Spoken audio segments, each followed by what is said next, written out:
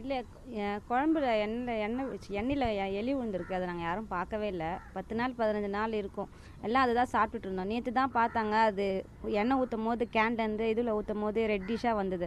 அப்புறம் பார்த்தா அதில் எலி விழுந்திருக்கு. அது எப்போ விழுந்துச்சுன்னு யாருக்கும் தெரியல. நேற்று பார்த்த பிறகு தான் ஹாஸ்பிட்டலுக்கு போனதுக்கு அங்கே அட்மிஷன் போட்டிருக்காங்க. எல்லாருமே எல்லோரும் அங்கே தான் இருக்காங்க. நாங்கள் மட்டும் மூணு குழந்தைங்க, நான், என் 2 தம்பி, எங்கள் தம்பி ஒய்ஃபு, எங்கள் ஆயா, எங்கள் அம்மா, அவங்களாம் ஹாஸ்பிட்டலில் இருக்காங்க. நாங்கள் மட்டும் குழந்தைய கூப்பிட்டு வெளியில் வந்து பார்த்துட்டோம். குழந்தைங்களுக்கு ஒன்றுமே இல்லை, வயிற்றுக்கு மட்டும் மாத்திரை கொடுத்துருக்காங்க. அது 2 நாள் போட்டால் பார்க்கலாம், மாரி ஏதாச்சும் ஜுரம் வேறு ஏதாச்சும் இருந்தால் வந்து கூட்டுவாங்க. எனக்கு மட்டும் இன்றைக்கி வர சொல்லியிருக்காங்க பிபி திருப்பி செக் பண்ணுறதுக்கு.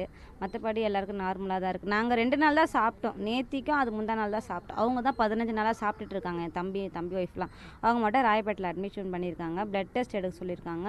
இன்னும் எதுவும் சொல்லலை. ட்ரிப்ஸ் மட்டும் தான் ஏறி இருக்குது. இன்னும் எதுவும் யாரும் வந்து சொல்லலை. என்னோட குழந்தைக்கு 1.5 வயசு ஆகுது. அவங்க பாட்டி வீட்டுக்கு அமுச்சு விட்டுருந்தேன். பாட்டி வீட்டில் வந்து சமையல் செய்கிற எண்ணெயில் வந்து எலி உழுந்து இறந்துட்டுருக்கு 20 நாளாக. அது அவங்க தெரியாதே சமையல் செஞ்சு சாப்பிட்ருக்காங்க. நேற்று தான் கண்டுபிடிச்சிருக்காங்க. அந்த எண்ணெயில் வந்து ரெட் கலரில் இருந்துச்சு. ஸ்மெல் பண்ணி பார்த்தா எலி உழுந்து இறந்துட்டுருக்கு.